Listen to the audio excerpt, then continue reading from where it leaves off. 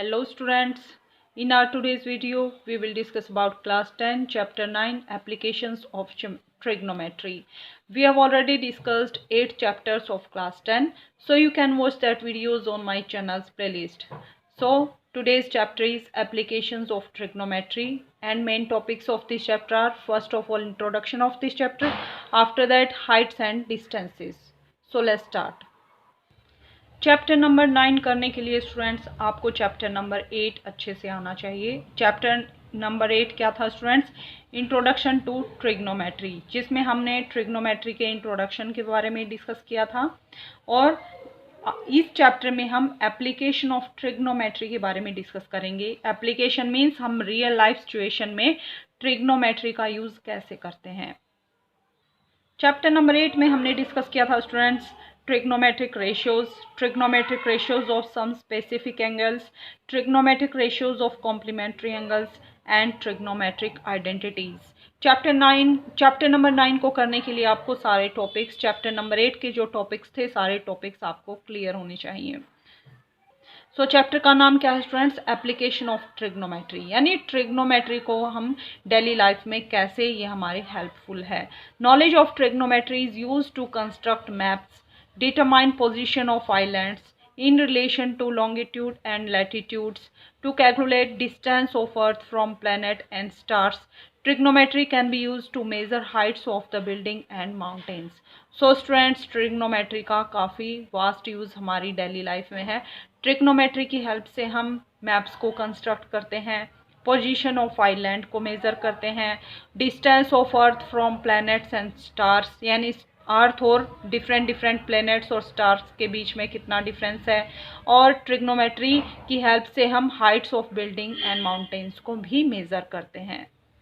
सो trigonometry की application बहुत ज़्यादा है। मान लीजिए स्टूडेंट्स हमारे पास एक राइट एंगल्ड ट्रायंगल है ABC।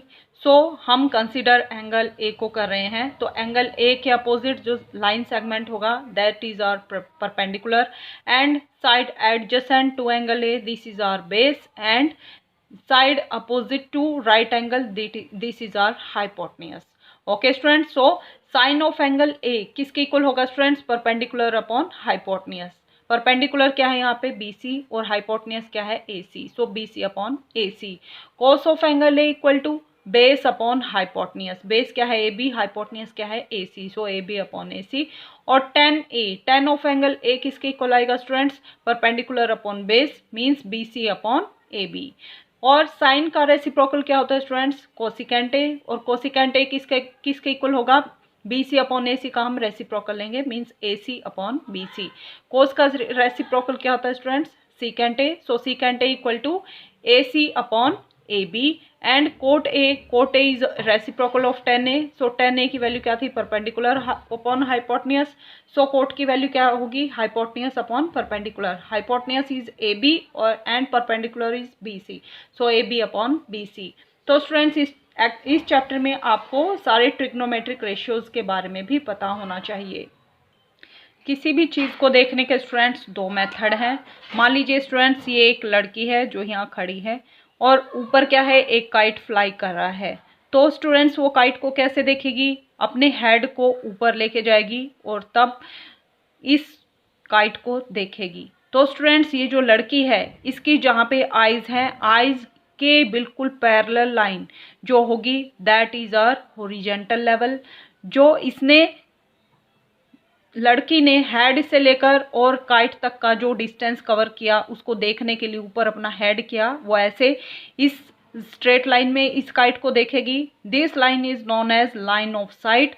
और हॉरिजॉन्टल लेवल और लाइन ऑफ साइट के बीच में जो एंगल होता है that is called angle of elevation. तो स्टूडेंट्स आपको इन तीन चीज़ों के बारे में क्लियर पता होना चाहिए। हॉरिजॉन्टल लेवल क्या होता है? जैसे ये लड़की है, इसकी आंखें यहाँ पे हैं तो आंखों के बिल्कुल स्ट्रेट फॉरवर्ड देखेगी, बिल्कुल सीधा देखेगी हॉरिजॉन्टल लेवल में। तो this line is known as horizontal level. अगर ऑब्जेक्ट ऊपर है, ऊपर हेड से ऊपर है, तो क्या करेगी स्टूडेंट्स? ये ऊपर की तरफ मूव करेगी अपने हेड को और फिर उस ऑब्जेक्ट को ऑब्जर्व करेगी। जैसे यहाँ पे काइट है, काइट को देखने के लिए हेड को ऊपर करेगी, हेड को ऊपर करेगी तो लाइन ऑफ साइट क्या होगी? हॉरिजॉन्टल लेवल से ऊपर जाएगी। तो लाइन ऑफ साइट क्या होती है? जब किसी चीज़ को देख रहे हैं हम जिस लाइन सेगमेंट की में यानी सीधी स्ट्रेट लाइन में हम उस ऑब्जेक्ट को देख रहे हैं, this is known as line of sight. और हॉरिजॉन्टल लेवल और लाइन ऑफ साइट के बीच में जो एंगल होता है that is known as angle of elevation. Angle of elevation क्या स्टूडेंट्स, हॉरिजॉन्टल लेवल से ऊपर की तरफ बनेगा जब हम हेड को ऊपर करके किसी ऑब्जेक्ट को मेजर करते हैं। इस चैप्टर की सेकंड इंपॉर्टेंट टॉपिक क्या है स्टूडेंट्स, मान लीजिए लड़की किसी बिल्डिंग के ऊपर खड़ी है, बिल्डिंग के ऊपर से मान लीजिए कोई बॉल नीचे ग्राउंड पर पड़ी है, तो बिल्डिंग से ये नीचे की तरफ हेड डाउन करके इस बॉल को देखेगी। तो स्टूडेंट्स जहाँ पे लड़की है उसका अगर वो सीधा हॉरिजॉन्टल लेवल में देखेगी तो स्ट्रेट लाइन में देखेगी, तो जैसे उसका हेड बिल्कुल सीधा है तो this is known as horizontal level. अब उसको हेड को नीचे की तरफ करना पड़ा ऑब्जेक्ट को देखने के लिए, सो इस टाइप से वो इस ऑब्जेक्ट को ऑब्जर्व करेगी, this is known as line of sight. और हॉरिजॉन्टल लेवल और लाइन ऑफ साइट के बीच में जो एंगल होता है this angle is known as angle of depression. तो एंगल ऑफ डिप्रेशन क्या होता है स्टूडेंट्स, हॉरिजॉन्टल लेवल से डाउन साइड में होता है जब हम हेड को डाउन करके किसी ऑब्जेक्ट को मेजर करते हैं। और एंगल ऑफ एलिवेशन, एलिवेशन क्या होता है स्टूडेंट्स, हॉरिजॉन्टल लेवल के ऊपर होता है, यानी जब कोई ऊपर की तरफ कोई ऑब्जेक्ट होता है उसको देखने के लिए हॉरिजॉन्टल लेवल के साथ जब कोई एंगल होता है that angle is known as angle of elevation. और किसी चीज को डाउन देखने के लिए, नीचे की तरफ देखने के लिए हेड को नीचे करना पड़ेगा, सो लाइन ऑफ साइट क्या होगी, हॉरिजॉन्टल लेवल से नीचे आएगी। तो जब हॉरिजॉन्टल लाइन और लाइन ऑफ साइट के बीच में जो एंगल होगा that is known as angle of depression. So ये दोनों टॉपिक्स काफी इंपॉर्टेंट हैं इस एक्सरसाइज के लिए। So let's see definition of line of sight. Line of sight क्या होती है students, line of sight is straight line, क्या होती है, एक स्ट्रेट लाइन होती है from our eye to the object. Eye से और ऑब्जेक्ट की तरफ जब हम देखते हैं तो जिस स्ट्रेट लाइन में हम देखते हैं that line is known as line of sight. The line drawn from eye of observer to the point of object viewed by the observer। जैसे यहाँ पे कोई ऑब्जर्वर खड़ा है, कोई लड़का या कोई लड़की है, अगर यहाँ पे कोई ऑब्जेक्ट है, कोई बर्ड है या कोई काइट है, इसको जिस टाइप से वो देखेगी यानी उसकी आईज से लेके उस ऑब्जेक्ट के बीच में जो स्ट्रेट लाइन होगी that is known as line of sight. Okay students, horizontal line is line assumed for horizontal eye level of the observer। तो मान लीजिए स्टूडेंट्स ये लड़का या लड़की है, इसकी आईज यहाँ पे है, तो आईज का बिल्कुल हॉरिजॉन्टल लेवल में जो लाइन होगी that is known as horizontal level, horizontal line. तो अगर ऑब्जेक्ट ऊपर है तो हेड को ऊपर करना पड़ेगा, ऑब्जेक्ट अगर डाउन साइड में है तो हेड को डाउन करना पड़ेगा। अगर ऑब्जेक्ट ऊपर है तो line of sight horizontal level से ऊपर बनेगी, अगर ऑब्जेक्ट जैसे डाउन साइड में है तो line of sight horizontal level से डाउन साइड में बनेगी। ओके स्टूडेंट्स, सो जब ऑब्जर्वर को ऊपर की तरफ यानी ऊपर की तरफ हेड को करना पड़ेगा तो line of sight horizontal level से ऊपर बनेगी, और हॉरिजॉन्टल लेवल और लाइन ऑफ साइट के बीच में जो एंगल होगा that angle is known as angle of elevation. और जब ऑब्जर्वर को, जैसे यहाँ पे कोई लड़की बिल्डिंग पे खड़ी है, वो एक बॉल को देख रही है, कोई भी ऑब्जेक्ट है, बॉल है या कार है, बाइक है, साइकिल है, कोई भी ऑब्जेक्ट हो सकता है, तो अपने हेड को डाउन करेगी। तो डाउन करेगी तो उस गर्ल की आई से लेके ऑब्जेक्ट को देखने तक उनके बीच में जो स्ट्रेट लाइन होगी that is line of sight, और इसकी आई लेवल के बिल्कुल पैरेलल लाइन क्या होगी, हॉरिजॉन्टल लाइन। तो हॉरिजॉन्टल लाइन के डाउन साइड में क्या होगा हमारा, लाइन ऑफ साइट। तो हॉरिजॉन्टल लेवल और लाइन ऑफ साइट के बीच में जो एंगल होगा that angle is known as angle of depression. Okay students, और यहाँ एक और बात ऑब्जर्व करने की है, वो क्या है students, this is horizontal level, horizontal line, and यहाँ पे क्या है, ग्राउंड है, ग्राउंड यानी अर्थ है, अर्थ पर ये कोई ऑब्जेक्ट है। तो जो अर्थ का लेवल होगा और जो हॉरिजॉन्टल लेवल होगा वो दोनों लाइन क्या होंगी, एक दूसरे के पैरेलल होंगी, और जो लाइन ऑफ साइट होगी वो एक ट्रांसवर्सल की जैसे काम करेगी।